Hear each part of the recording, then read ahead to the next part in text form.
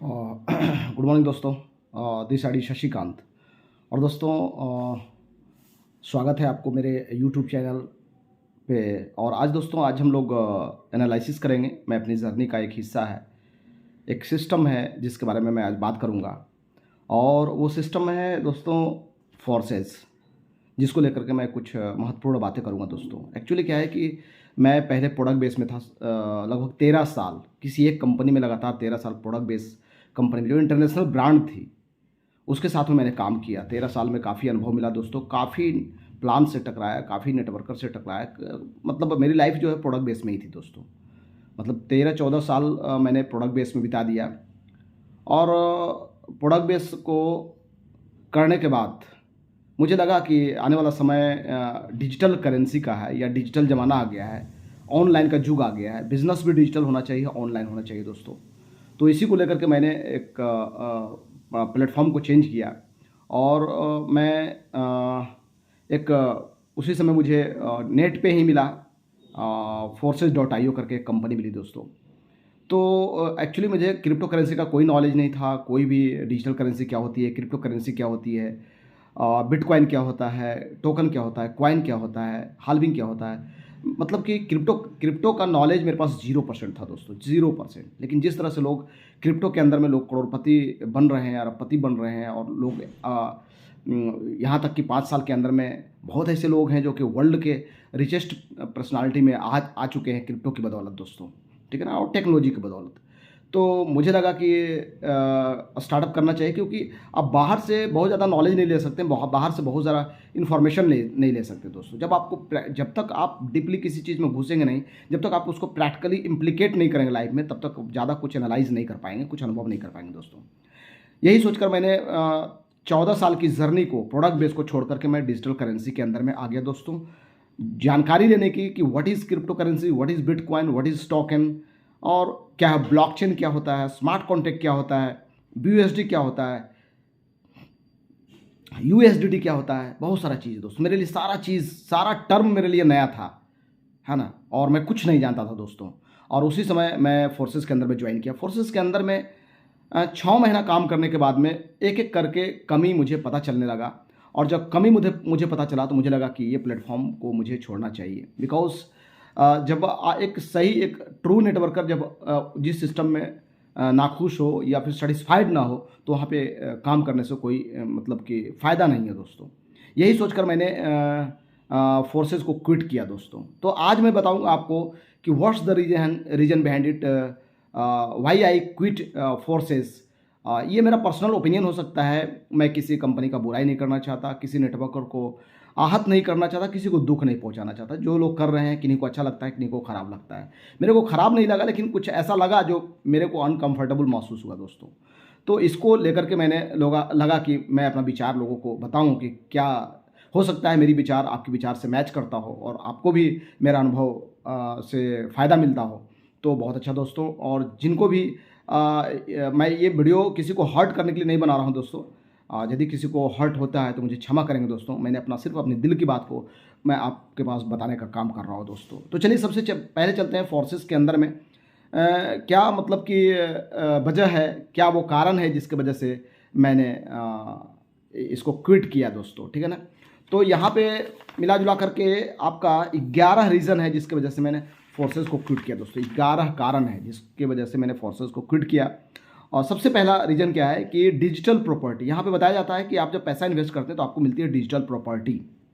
दोस्तों मैं प्रॉपर्टी का परिभाषा बताता हूँ। प्रॉपर्टी उसको कहते हैं जो आपको, जो मतलब कि दिन ब दिन जैसे जैसे समय बीतता है वैसे वैसे उसकी रेट बढ़ती है, उसका एक वैल्यू होता है। प्रॉपर्टी की एक वैल्यू होता है दोस्तों। सपोज दैट आपने सोना खरीद लिया, दैट इज़ ए प्रॉपर्टी। आपने कोई ज़मीन खरीद लिया, प्लॉट खरीद लिया शहर के अंदर में, गाँव देहात के अंदर में, तो वो आपका एक प्रॉपर्टी हो गई दोस्तों। आपने शेयर कुछ खरीद लिए, कुछ कंपनी के, रिलायंस का, टाटा का, कुछ किसी का भी आपने शेयर खरीद लिया, फेविकोल का, तो वो आपको एक प्रॉपर्टी हो गई। आने वाले समय में रिटर्निंग देगा दोस्तों, एक बड़ी रिटर्निंग देगा दोस्तों। तो प्रॉपर्टी का मतलब आप समझ चुके हैं कि जो आने वाला समय में इन फ्यूचर उसकी प्राइस वैल्यू बढ़ती है और वो आपको अच्छा खासा रिटर्निंग देकर जाता है दोस्तों, उसको बोलते हैं प्रॉपर्टी।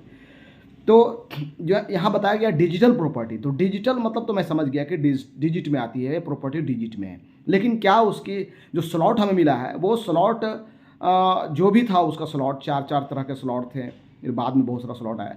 तो वो स्लॉट का आज के डेट में क्या वैल्यू है, एक्चुअली मेरे पास में अभी जो 5 लाख का स्लॉट है दोस्तों, लेकिन वो 5 लाख का स्लॉट कोई भी 5,000 में भी लेने के लिए तैयार नहीं होगा, ठीक है ना। 50,000 रुपया 5,000 रुपये में भी लेने के लिए कोई तैयार नहीं होगा दोस्तों। तो ये पता चला कि वो प्रॉपर्टी नहीं थी, एक स्लॉट था जिसको हमने अपग्रेड किया और वो 5 लाख का हो गया, और आज के डेट में उसका 2 साल 4 साल बाद उसकी कोई वैल्यू नहीं रहेगी, वो वैल्यू जीरो हो गया दोस्तों। तो उसकी वैल्यू नहीं है, उसकी रिटर्निंग नहीं है दोस्तों, यानी कि जो प्रॉपर्टी मैंने खरीदा उसकी रिटर्निंग नहीं है। उसके यदि 5 लाख मैंने सोना में इन्वेस्ट किया होता, कोई ज़मीन में इन्वेस्ट किया होता, यदि कोई शेयर मार्केट में इन्वेस्ट किया होता, तो 5 लाख का मुझे इन्वेस्टमेंट कुछ मिलता, चाहे 1 लाख मिलता, चाहे 1 रुपया में मिलता, लेकिन प्रॉफिट मिलता दोस्तों। लेकिन इस फोर्सेस के अंदर जो मुझे डिजिटल प्रॉपर्टी मिली उसके अंदर में मुझे कोई प्रॉफिट नहीं दिखा दोस्तों, ठीक है ना। वो प्रॉपर्टी डमी थी, वो हवा था और वो भ्रम था दोस्तों। लोगों को इस तरह समझाया जाता है कि ये प्रॉपर्टी है और आगे जा करके ये आपको बहुत ज़्यादा पैसा देगा, लेकिन ऐसा दोस्त नहीं है। काम करेंगे तभी वो प्रॉपर्टी आपको पैसा देगा, नहीं काम करेंगे तो पैसा नहीं देगा। लेकिन प्रॉपर्टी आपको बिना काम के हुए पैसा देती है, जैसे सोना हो गया, हीरा हो गया, जवाहरात हो गए, ज़मीन हो गया, शेयर हो गया। आप इन्वेस्ट कर दिए, इन्वेस्टमेंट वहाँ पे आपका पैसा काम करता है, आप नहीं काम करते। लेकिन यहाँ ये प्रॉपर्टी खरीदने के बाद में आपको काम करना पड़ेगा तो पैसा आएगा दोस्तों। ये पहला रीज़न था जो मुझे समझ में आया दोस्तों। दूसरा रीजन है अपग्रेड। यहाँ जो अपग्रेड है दोस्तों 70 लाख रुपया तक का अपग्रेड है। 70 लाख का अपग्रेड समझ रहे हैं ना, आपको कमाते जाइए लगाते जाइए, कमाते जाइए लगाते जाइए, ठीक है ना। 70 लाख तक इन्वेस्ट करना पड़ेगा तब टोटल स्लॉट आपका अपग्रेड होगा दोस्तों, ठीक है ना। और ये मतलब कि कह सकते हैं कि मतलब ये ऐसा मतलब देखा हूँ मैं कि स्लॉट वाले सिस्टम में और भी बहुत सारा स्लॉट वाला कंपनी मैंने देखा, वहाँ पे 3-3 करोड़ का 2-2 करोड़ का स्लॉट अपग्रेड करना है। तो ये मुझे अच्छा नहीं लगा, क्योंकि हम कमाएंगे मतलब 10 लाख रुपया 5 लाख रुपया लगा ही देंगे तो क्या फ़ायदा हुआ इसके अंदर में, ठीक है ना। तो स्लॉट अपग्रेड 70 लाख तक काफ़ी बड़ा अमाउंट है दोस्तों, जहाँ पे इन्वेस्ट करना पड़ता है। और उस प्रॉपर 70 लाख का प्रॉपर्टी का आने वाला समय में कोई वैल्यू नहीं होगा। तो सोचिए, जब आपको पता चलेगा कि हमने गलत प्रॉपर्टी में इन्वेस्ट कर दिया है तो काफ़ी पछतावा होगा दोस्तों, ठीक है ना। तो ये एक दूसरा जो कमी मुझे दिखा। तीसरा दोस्तों है फॉल्स अपग्रेड। यहाँ जो अपग्रेड होता है दोस्तों फॉल्स अपग्रेड होता है। फॉल्स कैसे होता है कि 5 लीडर हैं और मान लिया कि $100 का स्लॉट को अपग्रेड करना है और $500 को का जो स्लॉट है उसको अपग्रेड करना। तो 5 लोग क्या करते हैं, $100 इन्वेस्ट कर देते हैं।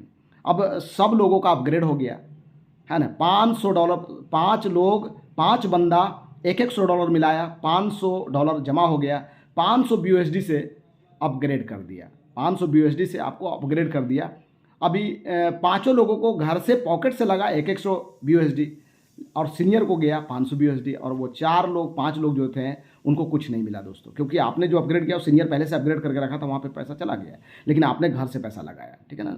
तो ये फॉल्स अपग्रेड। इनकम सुबह दिखने को मिल रहा है कि 5 आदमी का 500 अपग्रेड हो गए, $500 दिखाई दे रहा है इनकम, पेपर पे दिख रहा है कि my single day income is 500 BUSD, my evening income is 500 BUSD। ये पोस्टर दौड़ रहा है मार्केट में, ठीक है ना, लेकिन वो फॉल्स अपग्रेड है, वहाँ पे रियल पैसा नहीं है, वो फेक हो जाता है दोस्तों। एक आदमी को पैसा आता है, बाकी 5 लोग अपने घर से पैसा लगा करके अपग्रेड करते हैं।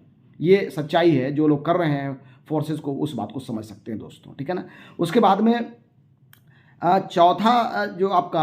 चौथा जो मुझे दिखा कमी, वो दिखा दोस्तों कि have no own blockchain, have no own blockchain. उनके पास में अपना खुद का ब्लॉकचेन नहीं है, रेंट पे ब्लॉकचेन ले करके और वो सिस्टम को रन करवा रहे हैं। ना तो उनके पास ब्लॉकचेन है, ना तो उनके पास सर्वर है। तो दोस्तों आप समझ सकते हैं कि जिसका ओन ब्लॉकचेन नहीं है, उनका अपना कॉइन और टोकन भी नहीं होगा, कुछ भी नहीं होगा। तो मतलब कि उनका अपना ओन ब्लॉकचेन नहीं है। ये मुझे बाद में पता चला कि इनका ओन ब्लॉकचेन नहीं है दोस्तों, ठीक है ना। तो दूसरा जो आपका जो 5वां कमी मैंने देखा दोस्तों कि हैव नो टोकन और कॉइन, है ना। वहाँ पे हम लोग क्रिप्टो करेंसी का प्लान बताया जाता है, बिटकॉइन के बारे में पूरा बताया जाता है, पूरा सिखाया जाता है, लेकिन बाद में जब करने के बाद पता चला कि इसमें तो BUSD है। BUSD ना तो टोकन है ना तो कॉइन है, दैट इज़ एक करेंसी है, डिजिटल करेंसी है। जैसे USDT है, जैसे BUSD है, जैसे डॉलर है, उस तरह से एक स्टेबल कॉइन है, ठीक है ना। स्टेबल एक करेंसी है दोस्तों, जिसकी प्राइस फ्लैक्चुएट नहीं होती है, वो स्टेबल होता है, इक्विवेलेंट टू डॉलर, ठीक है ना दोस्तों। तो हैव नो ओन टोकन और कॉइन। एक क्रिप्टो करेंसी के नाम पर मैंने फोर्सेस को ज्वाइन किया और क्रिप्टो करेंसी है ही नहीं वहाँ पे। वहाँ पे क्या है, तो वहाँ पे एक स्टेबल कॉइन है, और क्रिप्टो करेंसी स्टेबल नहीं होती दोस्तों, वो फ्लैक्चुएट करती है, या टोकन भी फ्लैक्चुएट करती है, ठीक है ना। उसका प्राइस मतलब कि हाई लेवल तक जाता है दोस्तों, ठीक है ना। तो इस तरह से आप समझ सकते हैं कि वहाँ पे क्रिप्टो के बारे में बताया जाता है, पूरी जानकारी दी जाती है। क्रिप्टो से रिलेटेड बिजनेस है, ये क्रिप्टो करेंसी वाला बिजनेस है, बट वहाँ ना तो क्रिप्टो करेंसी का दो रूप है, टोकन या तो कॉइन, ना तो वहाँ कॉइन है ना तो वहाँ टोकन है। तो आप बात को समझ सकते हैं दोस्तों, BUSD ना तो कॉइन है ना तो टोकन है दोस्तों, इस बात को समझ लीजिएगा, ठीक है ना। स्टेबल करेंसी है एक, जो मोड ऑफ पेमेंट है ना, मोड ऑफ पेमेंट, एक पेमेंट को लेने देने का एक जरिया है दोस्तों। तो आप ये समझ गए होंगे। छठा जो सबसे बड़ा वजह मुझे और भी समझ में आया कि ओनली मनी सर्कुलेशन यहाँ पे हो रहा है। सवाल ये है कि हम किसी कंपनी में पैसा देते हैं, वो पैसा हमको लौटा रही है, तो कहाँ से लौटा रही है? क्या उसका कोई इन्वेस्टमेंट है, किसी फॉर्म में इन्वेस्टमेंट है, या किसी कोई एक्टिविटी में इन्वेस्टमेंट है, या कोई शेयर मार्केट में इन्वेस्टमेंट है, या उनका कोई रियल एस्टेट का बिजनेस है, या कुछ और भी है? कहीं पे भी जिन्युइनली होता क्या है ना कि हम जब कहीं पैसा किसी को इन्वेस्ट करने के लिए देते हैं, तो वो हमको कैसे पैसा डबल करके देता है या कैसे मल्टीप्लाई करके देता है? कहीं ना कहीं वो इन्वेस्ट करता है। इन्वेस्ट करने के बाद जो प्रॉफिट होती है ना, उसमें से कुछ हमको देता है, बाकी वो रखता है। लेकिन यहाँ पे फोर्सेस के अंदर में क्या है कि आपने फोर्सेस के अंदर पैसा लगाया, वो तुरंत डिस्ट्रीब्यूट हो गया, यानी वो पैसा कहीं पे भी इन्वेस्टमेंट नहीं हुआ जिससे कि वो आपको मल्टीप्लाई होकर के आपके पास में आ रहा है। So that is main point. यहाँ पे आपका वो पैसा, सिर्फ पैसा डिस्ट्रीब्यूशन हो रहा है। स्लॉट वाली जितनी भी कंपनियां हैं वो सिर्फ पैसे का डिस्ट्रीब्यूशन कर रही है, और सामने में चेहरा दिखाया जा रहा है BUSD को, या फिर कोई और टोकन को, या फिर कोई और चीज़ों को दिखाया जा रहा है दोस्तों, ठीक है ना। वो हाईलाइट कर रहे हैं ये, लेकिन नहीं, यहाँ पे उसकी कोई क्रिप्टो है ही नहीं, ठीक है ना। BUSD that is a mode of payment, एक पैसा है, वो सर्कुलेट हो रहा है। तो that is fully money circulation plan था दोस्तों, जैसा मैं महसूस किया कि ये फुल्ली आपके पैसे को पूरा इधर उधर बांट रही है, अपलाइन डाउनलाइन क्रॉस लाइन सब जगह बांट रही है दोस्तों, ठीक है ना, आप जो पैसा लगाते हैं। सो ये फुल्ली मनी सर्कुलेशन प्लान है। तो आप समझ सकते हैं फुल्ली मनी सर्कुलेशन प्लान में कितना डेंजर होता है।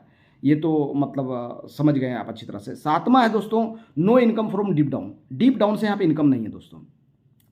सो सीनियर डोंट हेल्प यू। अभी जब डीप डाउन से इनकम नहीं है तो सीनियर क्यों आपको मदद करेगा, जब आपको 1 रुपया जाता ही नहीं है। प्रोडक्ट बेस में क्या होता है दोस्तों, प्रोडक्ट बेस में क्या होता है कि नीचे में जितना भी बिजनेस गया उसका इनकम आपको मिलेगा। बट यहाँ पे क्या है कि 10 जनरेशन 20 जनरेशन बाद नीचे काम होगा तो आपको कुछ रुपया नहीं जाएगा। आप पूरा सूट बूट पहन करके आप अपनी 4 व्हीलर पे अपना पेट्रोल जला करके आप वहाँ पे मीटिंग लेने गए, मीटिंग बहुत धमाकेदार रही, और नीचे में जितने भी लोगों ने डायरेक्ट फ्रंट मारा है उनको गया और उनके अपलाइन को गया, और आप 20 जनरेशन ऊपर में है, आपको कुछ नहीं गया, तो निश्चित रूप से अगली बार आप सेमिनार के लिए नहीं जाएंगे, क्योंकि आपके पैकेट से पैसा निकल गया दोस्तों, और आपको 1 रुपया भी नहीं आया। इसलिए यहाँ अपलाइन को पैसा नहीं आता है। इसके वजह से क्या होता है, अपलाइन भागना शुरू कर देते हैं, अपलाइन जो है बिजनेस को छोड़ना शुरू कर देते हैं, और सिस्टम बैठ जाती है दोस्तों, धाराशायी हो जाता है। इसलिए यहाँ पे डीप डाउन से इनकम नहीं है दोस्तों, ठीक है ना। आपको जब भी मिलेगा तो आपके डायरेक्ट फ्रंट से मिलेगा, या 1-2 जनरेशन से आपको मिलेगा, अपग्रेड करने पर, रिसाइकल होने पर, है ना। और काम नहीं होगा तो नहीं इनकम आएगा दोस्तों। ऐसा नहीं काम आपने नेटवर्क बंद कर दिया, नेटवर्क को क्लोज कर दिया, तो आपको 1 रुपया भी इनकम नहीं आएगा। ऐसा नहीं कि नेटवर्क आप नहीं कर रहे हैं तो कंपनी कहीं ना कहीं इन्वेस्टमेंट करके रखिए तो आपको रिटर्न करेगी आपके इन्वेस्टमेंट के बदले में, ऐसा कुछ नहीं दोस्तों, ठीक है ना। और 8वां जो है दोस्तों, नॉन वर्किंग। ये बहुत बड़ा झांसा है दोस्तों, ठीक है। नॉन वर्किंग जो है ना, ये मात्र 5% को ही मिल पाता है, ठीक है ना। तो मुझे कभी नॉन वर्किंग अपलाइन से नहीं आया, बोलते हैं अपलाइन क्रॉस लाइन से आता, ना तो क्रॉस लाइन से आया, ना तो अपलाइन से क्रॉस आया दोस्तों। बहुत ऐसे लोग मिलेंगे फोर्सेस के अंदर में जो बोलते हैं ना तो मेरे को अपलाइन से आया, ना तो क्रॉस लाइन से आया दोस्तों। नीचे वाला जो काम किया उसी से, यानी कि नीचे में काम करने से तो सब जगह से आती है। टोटल नेटवर्क मार्केटिंग में नीचे काम होगा तो आपको आएगा, बट यहाँ पे क्रॉस लाइन और अपलाइन की बात की जाती है, वहाँ से नहीं आता है, और आता है तो नॉमिनल आता है, छोटी अमाउंट आती है, या फिर क्या होता है कि 5% लोगों को ही आता है, ठीक है ना। सारे लोगों को नहीं आ पाता। जिसका सीनियर बहुत ज़्यादा अच्छा काम कर रहा है उसका अपलाइन को जाएगा, ठीक है ना। तो आप देखेंगे सीनियर जब बहुत ज़बरदस्त काम कर रहा है तो अपलाइन, यदि डाउनलाइन बहुत ज़बरदस्त काम कर रहा है तो अपलाइन को पैसा जाएगा, ठीक है ना, नॉन वर्किंग, ठीक है ना। लेकिन दोस्तों फिर उसके ऊपर कम जाएगा, और उसके ऊपर पूरा कम जाएगा, यानी कि डायरेक्ट फ्रंट को ही नॉन वर्किंग जाएगा। और मैंने ऐसा अनुभव किया है कि मात्र फोर्सेस के अंदर में 5% लोगों को ही नॉन वर्किंग गई। जो शुरुआत में मेरे साथ में आए उनको नॉन वर्किंग गई, बाद में जितने भी लोग आए उनको नॉन वर्किंग नहीं गई दोस्तों, ठीक है ना। तो ये चीज़ है जो कि एक छलावा है। और दूसरी जो 9वां जो है दोस्तों, नो 100% डिसेंट्रलाइज। मैं समझता हूँ डिसेंट्रलाइज का परिभाषा क्या है कि कोई भी तरह का चेंजिंग नहीं होना चाहिए उसके अंदर में, प्लान के अंदर में। लेकिन ऑलवेज प्लान चेंज हो रहा था वहाँ पे फोर्सेस के अंदर में। मैंने देखा 1 महीना के अंदर में फिर जैसे इथेरियम था तो फिर आ गया BUSD आ गया, फिर ट्रोन आ गया, फिर मतलब कि NFT आ गया, फिर देखिए उसके अंदर में एक्सक्योर आ गया, फिर देखिए अभी स्कूल आ गया, फिर कभी लॉटरी आ गया, यानी हर महीना प्लान को कुछ नया करके लोगों को मोटिवेट, मतलब लोगों को दिमाग में पुरानी चीज़ को निकाल करके नया चीज़ घुसाना है ताकि वो लगे रहें इसमें और लगातार काम करते हैं दोस्तों। अब कमी को छुपाने के लिए इस तरह से मतलब कि किया गया, और लगातार प्लान चेंज करना ये अच्छी बात नहीं है किसी भी नेटवर्क मार्केटिंग के अंदर में। लगातार हर महीने प्लान को चेंज करना या कुछ उसमें ऐड कर देना ये भी नुकसानदेह है दोस्तों, ठीक है ना। तो इसलिए नोट 100% डिसेंट्रलाइज प्लान मैं मानता हूँ उसको, ठीक है ना। वो प्राइवेट डिसेंट्रलाइज होगा, कुछ अथॉरिटी पावर ऑफ अटर्नी रखा होगा उन्होंने, जिसके वजह से उसमें बार बार चेंजिंग ला रहे थे दोस्तों, ठीक है ना। तो इसलिए वो मतलब 100% डिसेंट्रलाइज नहीं उसको कह सकते हैं, क्योंकि प्लान बार बार चेंज हो रहा है। वो सेंट्रलाइज ही मैं मानता हूँ, या 50% डिसेंट्रलाइज मानता हूँ, 50% सेंट्रलाइज मानता हूँ मैं दोस्तों, ठीक है ना। तो ये भी वहाँ पर भ्रम और भ्रांति फैलाया गया कि ये that plan will be never change at any circumstance, किसी भी परिस्थिति में प्लान चेंज होगा, ऐसा नहीं, प्लान चेंज हो रही थी, ठीक है ना। 10वां जो मेन कारण है दोस्तों मेरा क्विट करने का, वो है मल्टी लेग, है ना। More and more new sponsoring हमेशा कर, more and more new sponsoring आपको हमेशा करना है। मल्टी लेग है, यानी कि आपको जितना फ्रंट खोलना, तो ज़्यादातर लोग वहाँ पे फ्रंट पे काम करते हैं, ज़्यादातर ऑनलाइन काम करते हैं। लोकल में ज़्यादातर लोग एडवाइस नहीं करते हैं, आसपास खास को मना करते हैं कि नहीं आप सोशल मीडिया पे काम करिए, लोगों को अपना इनकम दिखाइए, वो इनकम से आते हैं प्रभावित होकर के, और वो इनकम भी फॉल्स होता है और लोग आके फंस जाते हैं दोस्तों, ठीक है ना। तो यहाँ पे बार बार नए लोगों को रिक्रूट करना, नए लोगों से क्या होता है, ज़्यादा इनकम आते हैं, नीचे से तो पैसा आता नहीं है। सो आपको इसमें रेगुलर इनकम के लिए हमेशा नए नए बंदे को लाना पड़ेगा, नए नए फ्रंट स्टार्ट करना पड़ेगा। तो सवाल ये आता है कि क्या एक आदमी कितना नया स्पॉन्सरिंग कर सकता है?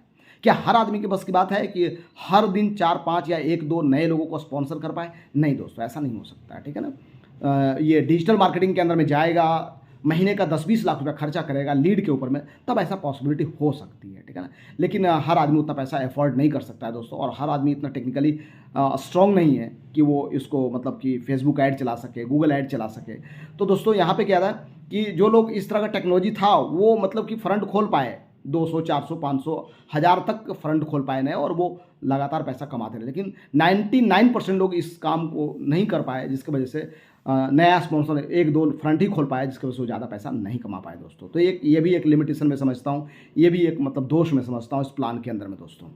और लास्ट जो है 11वां है दोस्तों, 11वां जो पॉइंट है वो है नो एनी मैनेजमेंट सपोर्ट। कोई भी मैनेजमेंट का सपोर्ट नहीं है, नो ऑफिशियल सपोर्ट, किसी तरह का ऑफिशियल सपोर्ट नहीं है, कोई मेगा सेमिनार नहीं कराया जा रहा है, कोई भी गाइडलाइन नहीं दिया जा रहा है, कोई भी इन्फॉर्मेशन भी लीडर के माध्यम से मिल रही है। और वो लीडर पे कैसे भरोसा कर सकते हैं जब कोई ऑफिशियली कोई इन्फॉर्मेशन आपके पास नहीं आई? तो फिर कैसे होगा? जैसे एनएफटी के बारे में बताया गया, अपलाइन के बारे में, अपलाइन के माध्यम से बताएगा कि जितना बड़ा स्लॉट होगा उतना बड़ा एनएफटी मिलेगा, ठीक है ना। अब हम लोग पूरी टीम ने एनएफटी को परचेज किया, है ना, पूरी टीम ने एनएफटी को परचेज किया कि भाई जितना बड़ा, सभी लोगों ने धड़ा अपग्रेड किया, है ना, अपग्रेड बहुत ज़्यादा कर लिया सब लोगों ने। अब जब एनएफटी लॉन्च हुई तो एक फ्री में एनएफटी मिले, बाद में जो भी एनएफटी आ रही थी तो $25 का, $50 का, $100 का, $250 का एनएफटी आ रही थी। यानी कि आपने अपग्रेड में पैसा खर्चा किया, फिर एनएफटी भी खरीदने में पैसा लगाइए, ठीक है ना दोस्तों। और वो भी एनएफटी नॉन फंजिबल टोकन, ठीक है ना, वो भी टोकन है दोस्तों। आप समझ सकते हैं टोकन का क्या सिचुएशन है। तो कुछ ही एनएफटी है जो कि अपना वैल्यू को बरकरार रखा है, बाकी सारा एनएफटी आज के डेट में आप समझ सकते हैं कि क्या वैल्यू होगा मार्केट के अंदर में। सो मैनेजमेंट किसी भी चीज़ को, मतलब कोई भी ऑर्गेनाइजेशन चल रही हो, डिसेंट्रलाइज हो, सेंट्रलाइज हो, गाइडलाइन कहीं ना कहीं तो किसी न किसी लॉन्च किया है, तो उसको हमेशा प्लेटफॉर्म पे होना चाहिए, उसको हमेशा जूम वेबिनार वगैरह में या फिर ऑफलाइन सेमिनार में या फिर मेगा में इवेंट करना चाहिए। लेकिन यहाँ क्या होता था, एक लीडर है जिसका लीडर बहुत अच्छा है, वो वेबिनार कर रहे हैं, वो आपका मतलब कि बड़ा बड़ा मीटिंग कर रहे हैं, एलडीपी कर रहे हैं, बट जो उस टीम का हिस्सा नहीं है, उनका सीनियर एलडीपी नहीं करवा सकते हैं, या फिर वो नया आए हैं तो वो मतलब कि उनको एक्सपीरियंस नहीं है एलडीपी करवाने का। अब वो ऐसा टीम में मतलब कि कैसे एलडीपी मिलेगी? मैं खुद ऐसा ही टीम में था जहाँ पे मेरे सीनियर सक्षम नहीं थे कि वो एलडीपी करवा लें, या फिर टूर करवा लें, या फिर फॉरेन ट्रिप करवा लें। तो मतलब कि या फिर एक अच्छा क्वालिटेटिव जूम मीटिंग भी मिल जाती तो वो भी अच्छा होता। लेकिन दोस्तों इस तरह का कोई भी सपोर्ट नहीं है, जिसकी वजह से यहाँ पे लोग मतलब कि धोखा खा रहे हैं दोस्तों। इसीलिए, और दूसरी बात क्या है दोस्तों, यहाँ पे यदि आपका कोई भी बंदा का पैसा लगता है और जब रिटर्निंग नहीं आती तो आपके ऊपर में लायबिलिटी होती है। पैसा तो आप कमा लेते हैं कुछ ना कुछ, बट लायबिलिटी उससे जो इनकम है ना उससे 10 गुना ज़्यादा आपके कंधे पे लायबिलिटी होती है, जो आगे जा कर के आपको आपकी मानहानि हो सकती है, आपके साथ में क्षति हो सकती है और आपको बदनामी मिल सकती है सोसाइटी के अंदर में दोस्तों। सो ये मेरा विचार था, यदि आपको अच्छा लगता है तो करिए, कोई दिक्कत नहीं दोस्तों। मैंने ऐसा अनुभव किया, मैंने आपको शेयर किया, तो इसके लिए मुझे क्षमा करेंगे दोस्तों। और जिनको ये चीज़ समझ में आई कि हाँ मैंने रियल बात किया है, वो कमेंट करेंगे दोस्तों और शेयर करेंगे, सब्सक्राइब करेंगे मेरे चैनल को। इस तरह से बहुत सारा रिव्यू मिलता रहेगा, बहुत सारा इन्फॉर्मेशन मिलता रहेगा, प्रोडक्ट बेस से लेकर के क्रिप्टो बिजनेस के बारे में भी बहुत सारा इन्फॉर्मेशन मिलता रहेगा दोस्तों। और आपने अंत तक इस वीडियो को देखा, इसके लिए बहुत बहुत धन्यवाद दोस्तों। मिलते हैं नेक्स्ट वीडियो में, तब तक सी यू अगेन, थैंक यू।